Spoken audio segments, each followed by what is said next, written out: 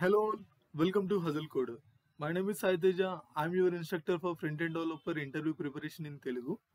So front end developer interview ప్రిపరేషన్లో భాగంగా ఈరోజు మనం ఈ వీడియోలో టెంపోరల్ డెడ్ జోన్ అంటే ఏంటి అనేది నేర్చుకోబోతున్నాం.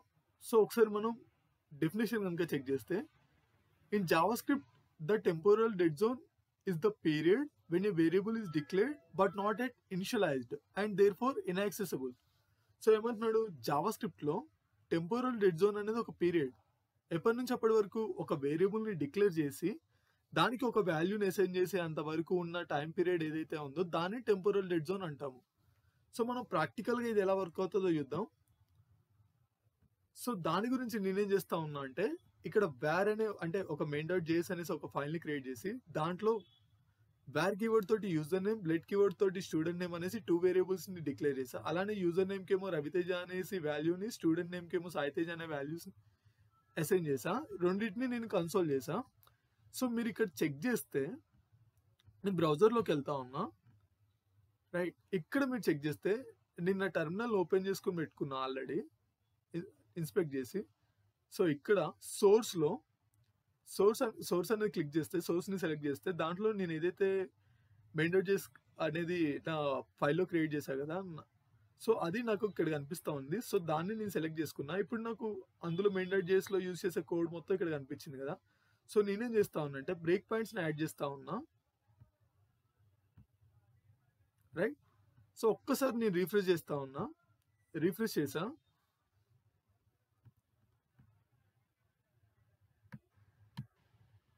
సో ఇక్కడ మీరు చూసుకుంటే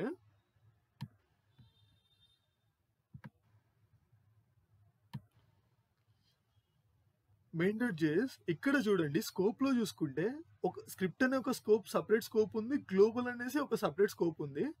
మీరు ఇక్కడ చూసుకుంటే ఎప్పుడైతే నేను ఒక వేరియబుల్ని లెట్తో డిక్లేర్ చేశాను అనుకోండి, అది వచ్చేసి ఏంటి, ఒక సపరేట్ స్కోప్లో సేవ్ అవుతా ఉంది. చూడండి ఇక్కడ ఒక సపరేట్ స్కోప్లో ఆ వేరియబుల్ క్రియేట్ అవుతా ఉంది. అండ్ ఇక్కడ మీరు చూసుకుంటే నేను లైన్ నెంబర్ 2 దగ్గర ఉన్నా, రైట్. సో అందు గురించి ఏంటి, ఇక్కడ వాల్యూ అనేది అన్అవైలబుల్, అంటే వాల్యూ అనేది ఇంక అసైన్ చేయలే కదా నేను దానికి. అండ్ అలానే చూసుకుంటే మనం వేర్ యూజర్ నేమ్ ఇచ్చాం కదా, ఆ యూజర్ నేమ్ అనేది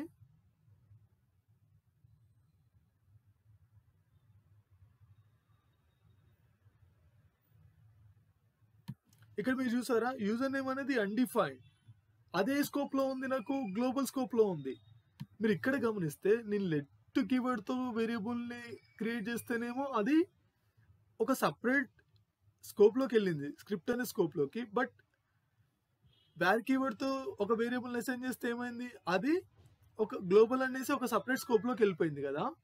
సో ఇక్కడ నేనేం చేస్తా ఉన్నానంటే, నెక్స్ట్ బ్రేక్ పాయింట్కి వెళ్తా ఉన్నా. సో ఇప్పుడు నేను లైన్ నెంబర్ 3కి వచ్చా.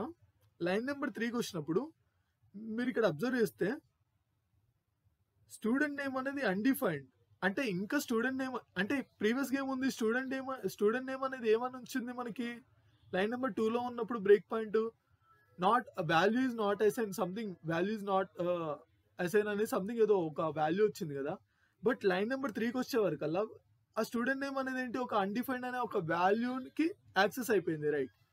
సో ఇక్కడ మనం చూసుకుంటే గ్లోబల్లో సేమ్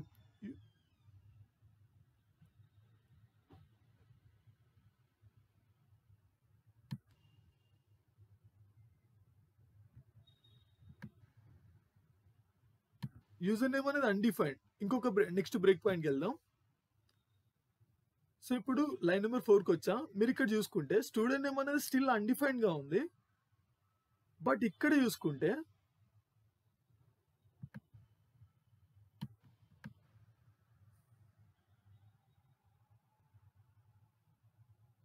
యూజర్ నేమ్ అనేది రవితేజ.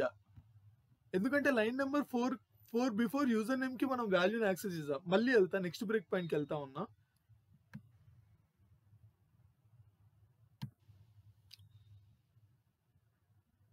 యా, ఇప్పుడు చూడండి, స్టూడెంట్ నేమ్కి స్క్రిప్ట్ స్కోప్లో సాయితేజ అనేసి ఒక వాల్యూ అనేది అసైన్ అయింది కదా.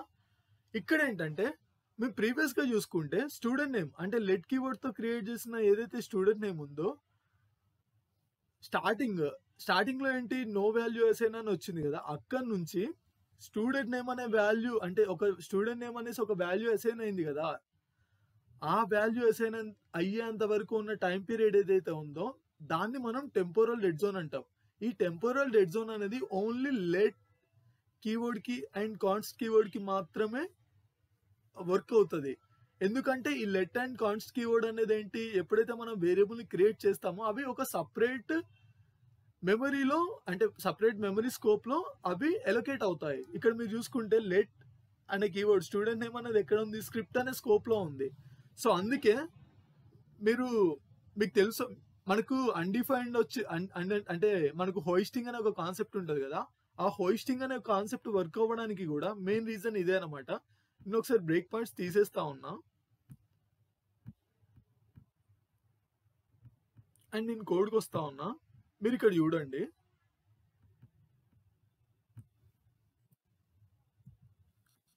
console.log user name comma user name control yes save చేశాను.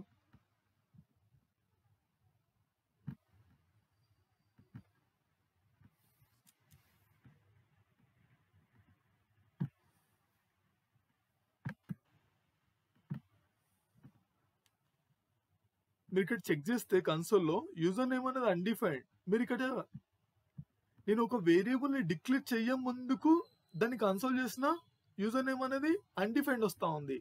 ఎందుకు?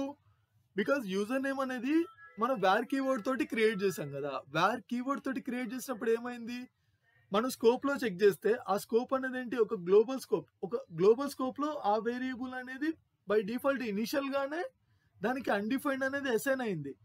బట్ ఇంకేస్ మీరు కనుక ఈ యూజర్ నేమ్ బదులు స్టూడెంట్ నేమ్ ని యాక్సెస్ చేసి చూడండి, student name right, student name control S. నేను పేజ్ ని రిఫ్రెష్ చేస్తా ఉన్నా. మీరు ఇక్కడ చూడండి రిఫరెన్స్ ఎర్రర్ వచ్చింది. ఎందుకు? Student cannot access student name before initialization. ఎందుకంటే మనం ఇందాక బ్రేక్ పాయింట్స్ యూజ్ చేసి చెక్ చేసినప్పుడు ఏంటి, ఎప్పుడైతే లెట్ కీవర్డ్ తోటి మనం ఒక వేరియబుల్ యాక్సెస్ చేసినప్పుడు అదేంటి ఒక సపరేట్ స్కోప్ ఆఫ్ మెమరీలో వాల్యూ అనేది అంటే ఎలొకేట్ అయింది. అంటే సపరేట్ స్కోప్ ఆఫ్ మెమరీలో ఆ వాల్యూ అనేది ఉంది కదా, లెట్ మనం యూజ్ చేసిన వేరియబుల్ అంటే మనం క్రియేట్ చేసిన వేరియబుల్ అనేది సపరేట్ స్కోప్ కి ఎలొకేట్ అయింది. It is not in global scope. అందుకోసమే ఒక వాల్యూ అనేది అసైన్ అయ్యేంత వరకు నువ్వు అంటే ఒక వేరియబుల్ ని నువ్వు వాల్యూ అసైన్ చేసే లెట్ కీవర్డ్ తోటి ఆర్ కాన్స్ట్ కీవర్డ్ తోటి డిక్లేర్ చేసినప్పుడు వాల్యూ అసైన్ చెయ్యక ముందే దాన్ని యాక్సెస్ చేద్దామని ట్రై చేసినప్పుడు ఏంటంటే ఎర్రర్ త్రో చేసిద్ది. ఎందుకంటే అది సపరేట్ స్కోప్ లో ఉంది కాబట్టి. సో ఇక్కడ మనం టెంపోరల్ డెడ్ జోన్ అంటే ఏంటి అనేసి చెప్పాలంటే, ఎప్పుడైతే మనం ఒక వేరియబుల్ ని అంటే లెట్ అండ్ కాన్స్ట్ కీవర్డ్ తోటి క్రియేట్ చేసినప్పుడు అవేంటి ఒక సపరేట్ మెమరీ స్కోప్ లో అంటే మెమరీ స్పేస్ లో ఎలొకేట్ అవుతాయి. దానికి ఒక సపరేట్ మెమరీ స్కోప్ ఎలొకేట్ అవుతుంది. దానివల్ల ఏంటంటే ఆ వేరియబుల్ ని మనం యాక్సెస్ చేయలేము ఎప్పటి వరకు, దానికి ఒక వాల్యూని ఇనిషియలైజ్ చేసినంత వరకు. సో ఒక వేరియబుల్ ని క్రియేట్ చేసి ఆ వేరియబుల్ కి ఒక వాల్యూని అసైన్ చేసే టైం పీరియడ్ ఉంది కదా, ఆ టైం పీరియడ్ ని మనం టెంపోరల్ డెడ్ జోన్ అంటాం.